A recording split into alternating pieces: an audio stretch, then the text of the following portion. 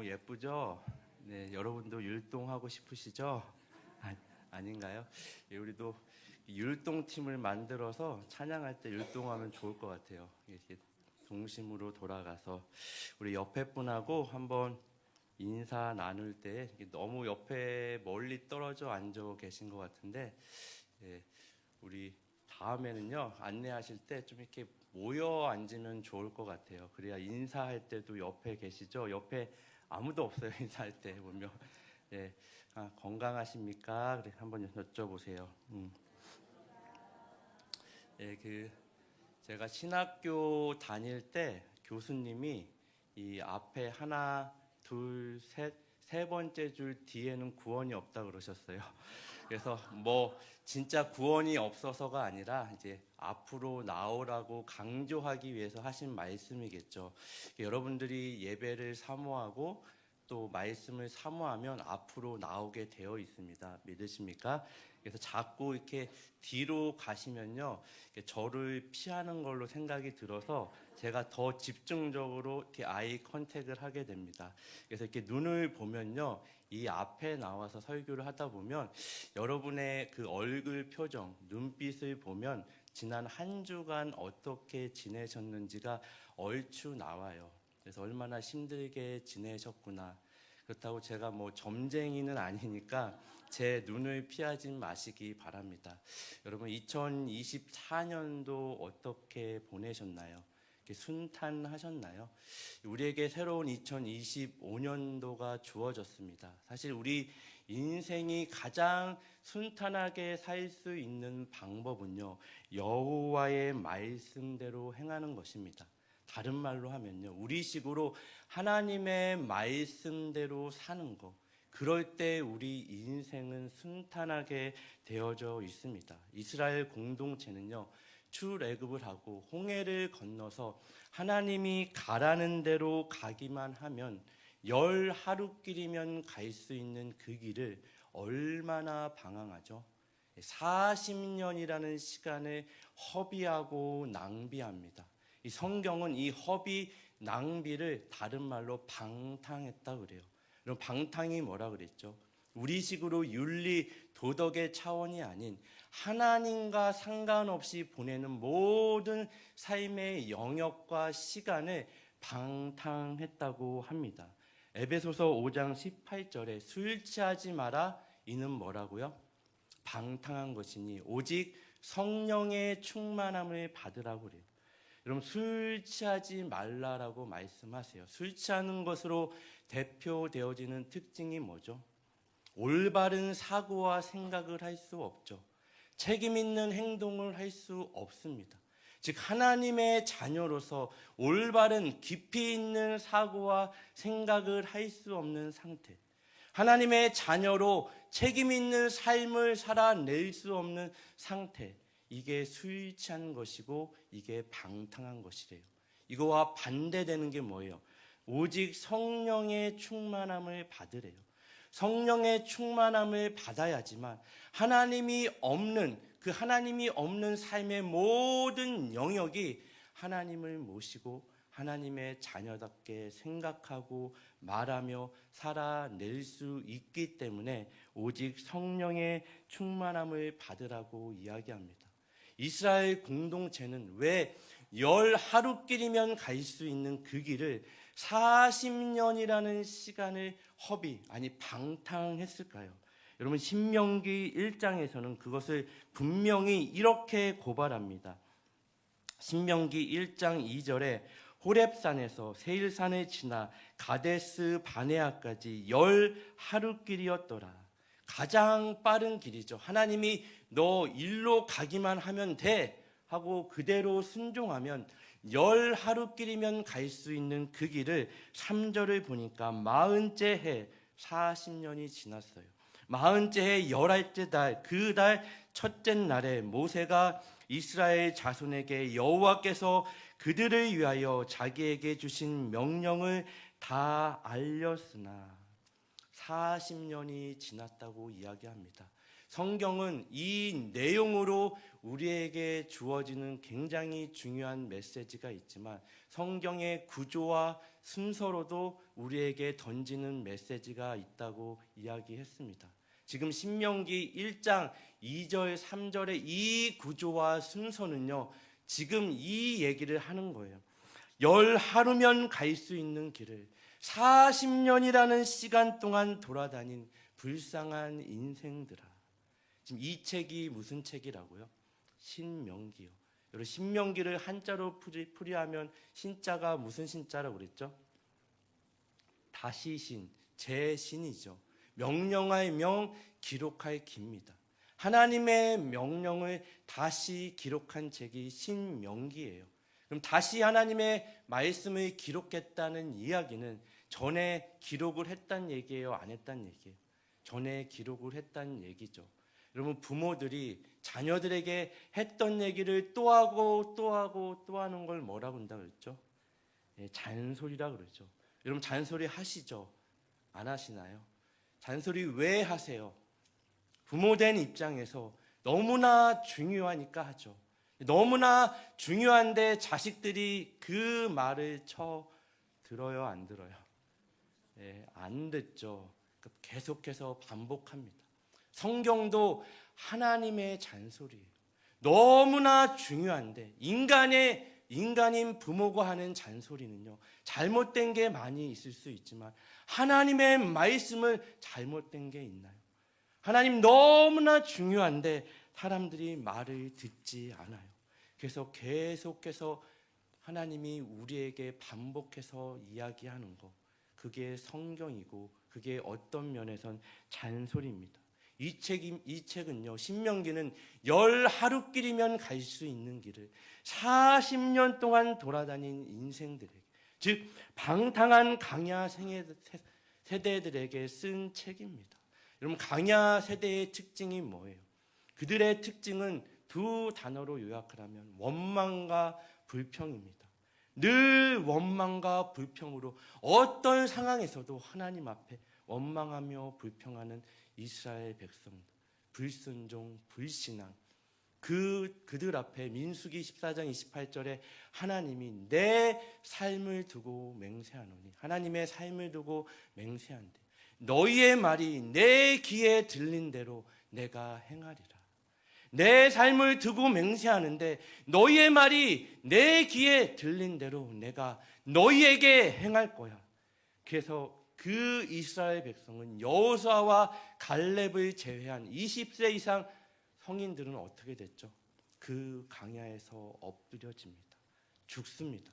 아무도 이 가나안 땅, 약속의 땅에 여호수아와 갈렙을 제하고는 들어가는 사람이 없죠. 여러분, 이 가나안의 전쟁은요, 마찬가지로 하나님의 말씀에 순종하느냐 하지 않느냐에 달려 있다고 말씀드렸습니다. 그들이 가진 그 어떤 능력이나 무기를 가지고 전략을 세워서 쳐들어가서 빼앗는 땅이 아닌 하나님이 이미 허락하신 그 땅에 말씀에 순종할 때 내가 그 땅을 얻는 것을 경험하는 땅이 가나안 땅이고 가나안 전쟁이죠. 여러분, 2024년도 사실 우리가 살아온 그 한 해는요, 다른 싸움이 아닌 우리에게 주어진 하나님의 말씀 앞에 내가 순종하느냐 하지 않느냐의 싸움이 있었던 한 해입니다. 우리는 늘 뭐예요? 실패합니다. 넘어집니다. 괜찮습니다. 그래도 하나님은 우리에게 2025년도를 허락하시고 다시금 하나님의 자녀로 하나님의 말씀을 붙잡고 다시금 결단할 수 있는 그 하루하루를 우리에게 허락하십니다. 여리고성의 싸움과 아이성 전투의 차이점이 뭐였죠? 여리고성의 승리를 가져다 준 건 이스라엘 백성들이 가진 그 무엇이 아닌 하나님의 말씀에 순종할 때 그 성의 승리를 주셨습니다. 아이성은요, 그들이 아간의 죄를 숨긴 채 깨닫지 못한 채 그 싸움을 뭐로 바라봤죠? 크기의 싸움으로 바라봤습니다. 그들은 소순이 언제 그들의 능력으로 싸웠나요?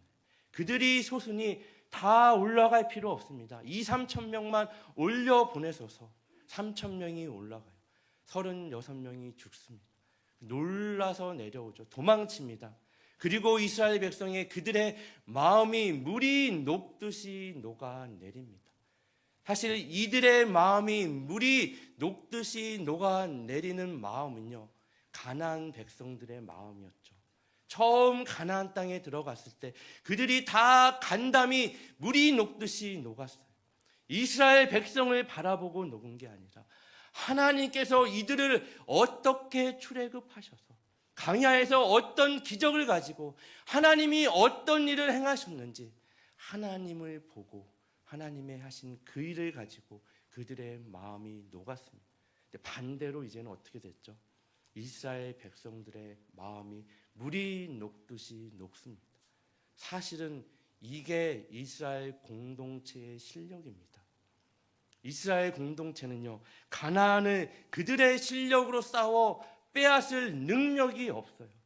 하나님의 말씀에 순종해야 함에도 불구하고 아간의 죄가 숨겨진 채 온전히 바쳐져야 됨에도 불구하고 바치지 않죠. 아간의 범죄는요, 그 인간의 죄가 이 땅에 들어오는 경로와 동일합니다. 눈으로 보니까 뭐예요? 탐이 나죠. 먹음직스럽죠. 선악을 알게 하는 나무의 실과를 보니까 어때요? 탐스럽고 먹음직스럽고 손을 뻗쳐 그 선악을 알게 하는 나무의 실과를 따먹고 이제는 인간이 하나님이 선악의 기준이 아닌 우리가 선악의 기준이 됩니다. 이게 선악을 따먹은 인간의 죄예요. 하나님이 기준이 돼야 될 그 자리에 누가 있죠? 인간이 있게 됩니다.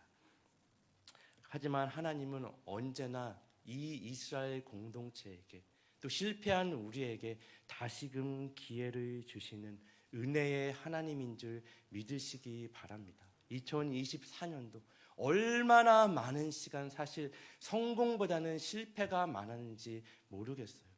하나님 말씀 앞에 순종하지 못하는 실패, 결단하지 못하는 실패. 하지만 끊임없이 하나님은 우리에게 기회를 주십니다. 중요한 건요, 이 기회도 마지막 때가 있다는 것이죠. 여러분, 구약은 뭐라 그랬죠? 오래된 약속이에요. 오래된 약속이 뭐예요? 오실 메시아. 그분이 오셨나요? 안 오셨나요? 오셨죠. 신약은 뭐예요? 새로운 약속. 다시 오실 메시아. 주님 반드시 다시 오십니다. 저와 여러분 반드시 한날은 하나님 앞에 서는 날이 있습니다. 아무리 우리에게 끊임없이 주어지는 기회가 있을 것 같아도 언젠가는 반드시 하나님 앞에 저와 여러분은 서는 날이 있다는 것이죠. 어쨌든 하나님은 우리에게 또 이스라엘 공동체에게 늘 끊임없이 이 기회를 주세요. 링컨 대통령이 살던 당시 링컨 대통령에게 누군가에게 이런 질문을 합니다. 대통령님, 삶의 비밀이 어디에 있다고 생각하십니까? 링컨 대통령은요, 단 한 단어를 망설임도 없이 끄집어냅니다. 실패라고 이야기합니다. 여러분, 2024년도가 사실 이야기한 것처럼 돌아보면 실패투성이죠. 근데 괜찮습니다. 왜요? 우리의 인생은 실패가 끝이 아닌 이 실패까지도 하나님이 그 연료로 사용하시고 재료로 사용하셔서 우리의 인생을 하나님이 원하는 자리까지 만드시기 때문입니다. 믿으십니까? 우리의 인생은 실패로 끝날 수 없는 인생이기 때문에 이 실패까지도 우리의 한계까지도 우리의 그 모든 인생에서 경험하는 모든 시간들을 재료로 삼으셔서 하나님이 원하는 자리까지 우리를 이끌기까지 하나님은 우리를 포기하지 않으십니다. 이 아이성 전투의 실패는요, 이스라엘 공동체에게 하나님이 다시금 어떻게 이들을 회복시키느냐 주목하면요, 다른 게 아닌 하나님의 약속의 말씀입니다. 우리 1절 말씀을 한번 다시 읽어볼까요? 여호와께서 시작.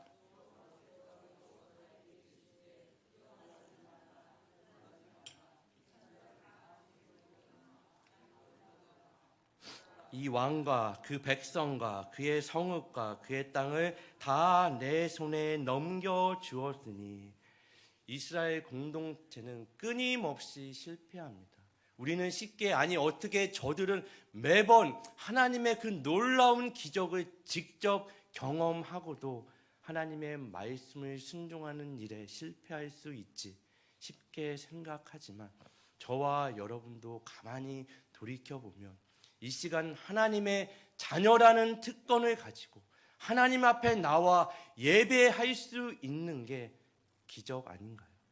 이 기적을 놓고도 우리도 끊임없이 하나님의 말씀을 순종하는 일에 실패합니다. 중요한 건 여기에 있지 않죠.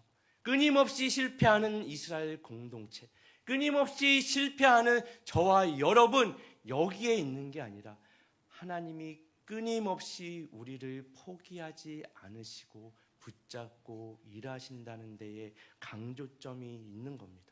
성경은 늘 하나님께서 실패한 공동체에게 두려워하지 말라, 놀라지 말라, 군사를 다 거느리고 일어나 아이로 올라가라. 보라, 내가 아이 왕과 그 백성과 그의 성읍과 그의 땅을 다 내 손에 넘겨 주었으니 하나님은 실패하고 넘어져 있는 이스라엘 공동체를 다른 것으로 일으키는 것이 아닌 살아계신 하나님의 말씀으로 일으켜 세우십니다. 하나님의 그 언약의 약속, 신실하신 약속의 말씀을 다시금 상기시키고 기억시키시죠.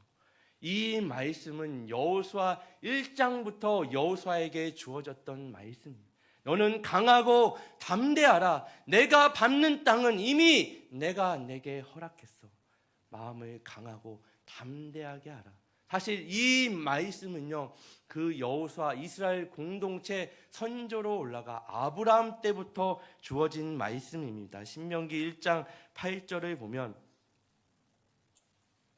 내가 너희의 조상 아브라함과 이삭과 야곱에게 맹세하여 그들과 그들의 후손에게 주리라 한 땅이 너희 앞에 있으니 들어가서 그 땅을 차지할지니라. 21절에 너희의 하나님 여호와께서 이 땅을 너희 앞에 두셨은즉 너희 조상의 하나님 여호와께서 너희에게 이르신 대로 올라가서 차지하라. 두려워하지 말라, 주저하지 말라 한즉 30절에 너희보다 먼저 가시는 너희의 하나님 여호와께서 애굽에서 너희를 위하여 너희 목전에서 모든 일을 행하신 것 같이 이제도 너희를 위하여 싸우실 것이며. 아멘. 근데 문제는요, 이 말씀을 이스라엘 공동체가 잊어버립니다. 아니, 믿지 않아요. 32절에 이 일에 너희가 너희의 하나님 여호와를 믿지 아니하였도다. 이 일에 너희가 여호와의 하나님의 말을 뭐 했다고요? 믿지 아니하였대요. 그 결과가 어떻게 됐어요? 20세 이상의 이스라엘 공동체는 그 광야에서 엎드려집니다. 다 죽어요. 여호수아와 갈렙을 제외하고는 약속의 땅 가나안에 들어가는 사람이 단 한 사람도 없었다는 이야기입니다. 여러분, 늘 실패하고 주저앉아 있는 이스라엘 공동체에게 하나님은 하나님의 신실하신 그 약속의 말씀을 다시금 상기시키고 기억시키십니다. 그래서 우리가 말씀을 암송해야 되는 이유도 여기에 있어요. 우리가 기도할 때에 말씀을 붙잡고 기도해야 되는 이유도 여기에 있습니다. 여러분, 말씀 암송하시나요? 예전에는 제가 어릴 때만 해도 수련회에 가면요, 적어도 하루 3번의 말씀을 암송했어요. 이제 밥 먹을 때 아침, 점심, 저녁 줄을 쭉 서가지고 교사 선생님이 앞에서 말씀을 외운 학생은 밥을 주고 말씀을 안 외운 학생은 밥을 안 줬어요. 제가 모든 교회를 다 다녀본 건 아니지만 많은 교회를 다녀보면요, 저희 교회처럼 점심을 푸짐하게 주는 데는 없습니다. 믿으셔야 됩니다. 그래서 많은 교회들이, 큰 교회도요, 점심을요 사실 돈을 받고 이렇게 판매를 해요. 많은 돈을 받고 판매하는 건 아니지만 예를 들면 뭐 1,000원, 2,000원, 뭐 이렇게 5,000원 이렇게 받습니다. 근데 저희는 돈을 받지 말고 아마 말씀 암송을 시키면 어떨까 싶어요. 그래서 여러분 줄 쫙 쓰셔가지고 점심 때 권사님 권사님 식사하세요. 아마 이러면 그냥 밥 안 드시고 다 돌아가실까요? 그럼 아마 주방에서 일하시는 분들이 편하시지 않을까. 여러분 말씀은 암송하셔야 됩니다. 2024년도 여러분 말씀 카드 다 뽑으셨죠? 안 뽑으신 분이 계시면 못 뽑으신 분이 계시면 가시다가 사무실에 들려서 꼭 가지고 가시기 바랍니다. 하지만 이 말씀 카드는요, 정확하게 여러분이 뽑은 그것이 말씀 카드가 아닌 하나님의 말씀, 성경 전체가 저와 여러분이 2025년도 붙잡아야 될 하나님의 말씀 카드인 줄 믿으시기 바랍니다. 여러분 2025년도 여러분에게 주어지는 그 하루하루를요, 무엇으로 싸우실래요? 정말 내가 기도하는 그 시간에 여러분이 넘어지는 그 시간, 눈물을 흘려야 되는 그 자리, 실패의 그 자리에서 여러분 무엇을 붙잡고 하나님 앞에 나가시겠습니까? 말씀 붙잡고 나가는 거예요. 여러분 기도를 해도 중언부언하지 않는 기도는 하나님의 살아계신 말씀을 붙잡고 하는 기도인 줄 믿으시기 바랍니다. 이 말씀 붙잡고 나가는 거예요. 주어진 하루를 하나님 2025년도도 2024년도와 상황과 환경이 하나도 바뀐 것이 없고 그 조건이 조금도 내가 원망하고 불평한 조건이 달라진 게 없지만 달라진 건 하나님, 내가 하나님의 말씀 앞에 있습니다. 이제는 하나님의 말씀 앞에 내가 기도하오니 넘어질 수 있겠죠. 하나님 말씀으로 나를 일으켜 주시고 하나님 내가 다시금 흘려야 되는 그 삶의 자리에서 이 말씀으로 위로하여 주시고 실패하는 그 자리가 끝이 아닌 하나님의 말씀으로 다시금 나를 찾아오셔서 채우시고 위로하시고 회복시키시고 그 말씀으로 나를 이끄는 2025년도 되게 하여 주시옵소서. 이 하루하루를 살아낼 수 있는 저와 여러분이 되기를 정말 예수님의 이름으로 축원합니다. 오늘 본문 말씀을 다시 보면요, 2절 말씀입니다. 같이 읽을까요? 너는 여리고와 시작.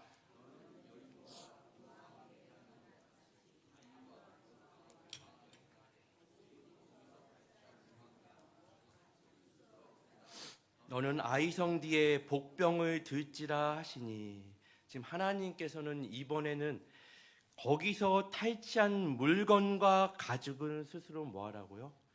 가지라고 이야기합니다. 전에는 가져서 문제가 됐는데 이제는 가지라고 명령하십니다. 그럼 여기서 가장 안타까운 인물이 누구죠? 아간 아닌가요?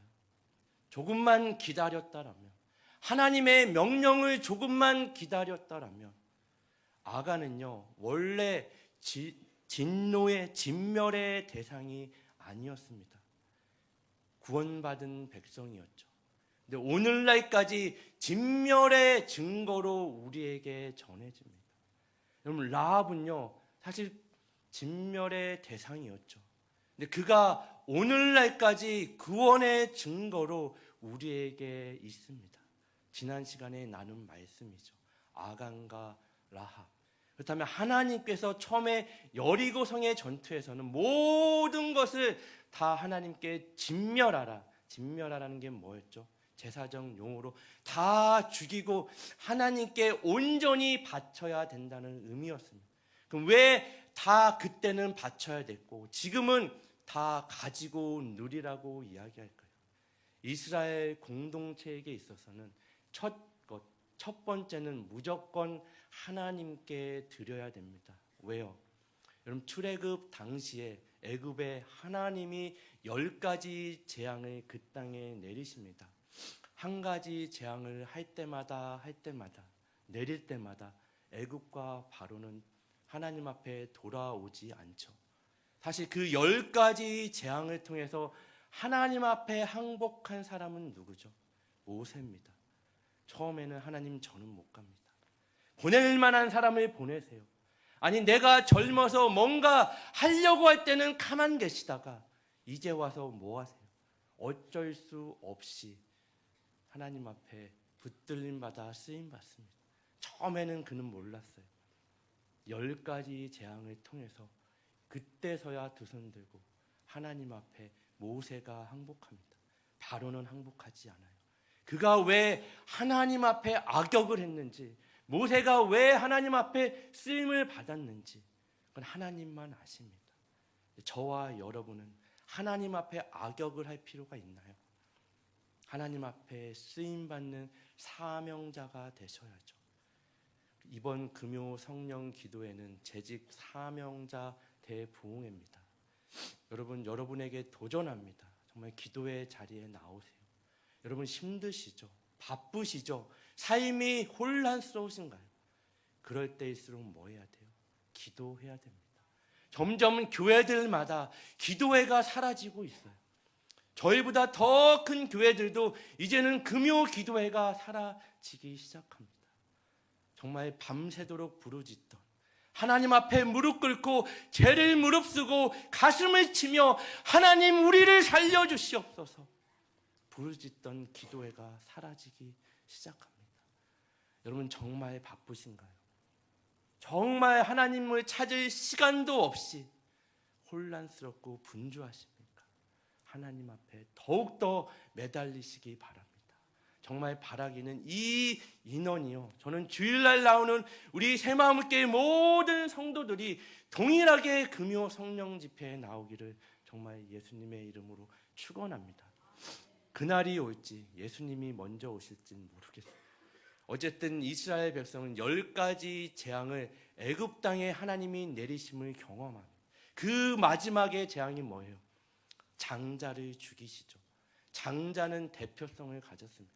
성경에서 장자, 첫 것은요, 그 모든 것을 대표하는 대표성을 가졌기 때문에 하나님이 애굽의 장자를 죽이셨다는 이야기는 그 땅의 모든 것을 죽이시고 벌하셨다는 이야기입니다. 근데 곧센 땅에 모여 사는 유대인들만이 어린 양의 피로 그 문설주와 임방에 바르면 그 죽음의 재앙이 뭐하죠? 지나가죠. 넘어갑니다. 영어로 패스 오버 했다고 그러죠. 6월절의 밤을 지납니다. 문설주가 어디예요? 우리로 치면 기둥이에요. 문의 기둥. 임방은 위 아래에 들어가는 자리입니다. 문설주에 그 어린 양의 피를 바르면 어떤 모양이죠? 예수 그리스도의 십자가. 그리스도의 죽음을 상징하는 어린 양을 잡아 그 피를 문설주와 임방에 바르면 그 죽음이 넘어갑니다. 그래서 이스라엘 공동체의 첫 것은 반드시 하나님의 것이고 하나님 앞에 드려야 되는 것입니다. 저는 헌금을 강조하는 목사는 아닙니다. 제가 사역하는 동안에도 헌금에 대한 이야기를 거의 했던 기억이 없어요. 근데 사실 가르쳐야 될 거는 가르쳐야 되는 것 같아요. 여러분 11조 왜 하시죠? 목사니까 하나요? 장로니까 하나요? 11조는 단순히 산수학적으로 1부터 10까지 나눠서 그 중에 하나를 하나님께 드리는 게 11조인가요? 그건 11조가 아닙니다. 11조는 첫 열매의 개념이에요.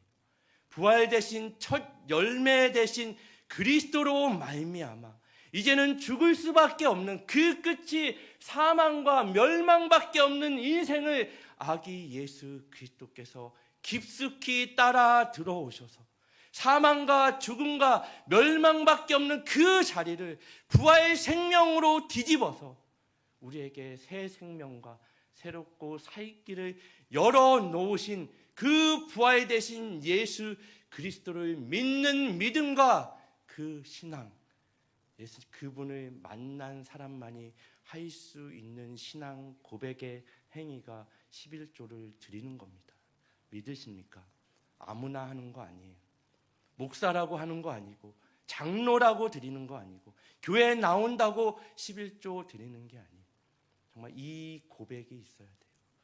부활 생명 되신 예수 그리스도를 만난 사람만이 이제는 죽을 수밖에 없었던 나를 부활 생명으로 새롭고 산 길을 열어놓으신 그 새 생명을 주신 예수 그리스도 앞에 신앙의 고백으로 드리는 겁니다.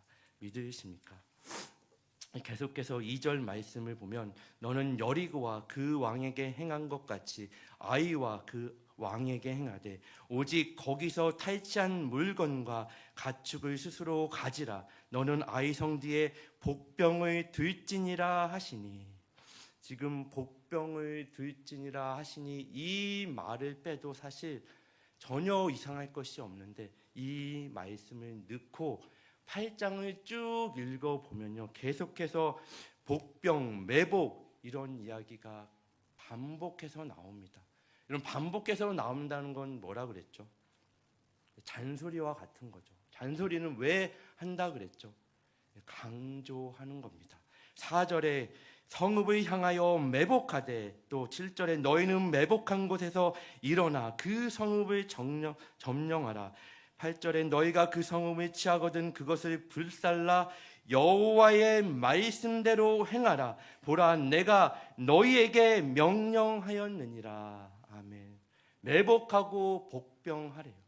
여러분, 가나안의 전쟁은 중요한 게 뭐라 그랬죠? 그들이 가진 그 어떤 능력을 가지고 총칼 들고 쳐들어가서 싸워 빼앗는 전쟁이 아닌 주어진 그 허락하신 땅을 하나님의 말씀에 내가 순종하느냐 하지 않느냐의 싸움이라 그랬어요. 여기서 복병하라는, 매복하라는 전쟁 용어인가요? 전쟁 용어가 아니죠. 전쟁 용어를 하나님이 쓰시지 않습니다. 그럼 왜 복병하라고 그랬을까요? 여러분, 군대를 가시면 복병 해보신 분들 아시죠? 복병하면 어떻게 해야 되죠? 납작 엎드려야 돼요. 숨도 안 쉬고 죽은 것처럼 있어야 됩니다. 여러분, 지난 시간에 나눴던 우리 여호수아 7장 6절 말씀을 볼까요? 여호수아가 옷을 찢고 이스라엘 장로들과 함께 여호와 궤 앞에서 땅에 엎드려 머리에 티끌을 뒤집어 쓰고 저물도록 있다. 아이성의 전투를 실패한 후 지금 여호수아가 옷을 찢고 땅에 엎드립니다. 어디 앞에요? 언약궤 앞에, 하나님 앞에 납작 엎드리는 거, 이걸 복병하라라고 이야기합니다. 여러분, 2025년도 여러분에게 주어지는 끊임없이 밀려오는 그 싸움 가운데 여러분 어떤 자세로 싸우실래요? 너희는 복병하라. 그 땅의 티끌을 무릅쓰고 하나님 앞에 할 말 없는 인생처럼 납작 엎드려 이 싸움은 너희가 하는 게 아니라 내가 한다. 내 은혜로 한다. 내 말씀으로 한다. 내가 하는 거지 너희가 하는 거 아니라 내 앞에 납작 엎드려 내 은혜를 구해라. 이 말씀이 복병하랍니다. 어쩌면 2025년도가 아까 말씀드린 것처럼 2024년도와 별반 다르지 않은 그 상황과 조건이 여러분에게 주어질지 모르겠습니다. 내가 원망하고 불평했던 그 조건 그대로 2025년도를 살아내야 되는 그 상황 앞에 티끌을 무릅쓰고 땅에 엎드려 보며 하나님의 음성이 들려지는 귀한 한 해가 되기를 예수님의 이름으로 축원드립니다. 다른 거 붙잡지 마세요. 다른 거에 기웃거리지 마세요. 2024년도 여러분 다 경험하셨죠. 하나님의 말씀만이 여러분의 인생 가운데 들려지게 하여 주시고, 정말 여러분의 인생을 이끄는 것이 다른 것이 아닌 하나님의 말씀이 되게 하여 주시옵소서. 2025년도 하나님, 나에게 주어진 이 조건은 그대로지만 내가 변하겠습니다. 하나님의 말씀 앞에 납작 엎드려 하나님, 이제는 내가 말씀 붙잡고 주어진 그 하루하루를 예수의 이름으로 살아내겠습니다. 그러니 하나님, 나에게 새 날을 허락하여 주시옵소서. 늘 여호수아서를 읽으면 납작 엎드린 여호수아 앞에, 하나님의 말씀에 순종하는 이스라엘 공동체 앞에 아침에 일찍 일어나라는 말씀이 등장합니다. 그에게 새 날을 허락하셨듯이 바라기는 저와 여러분에게 아직 살아보지 않은 2025년도지만 그 하루하루를 하나님이 우리에게 허락하신다면 정말 하나님의 말씀 붙잡고 낯짝 엎드려 하나님과 동행하는 그 하루하루, 그래서 승리를 경험하는 저와 여러분 되기를 예수님의 이름으로 축원드립니다.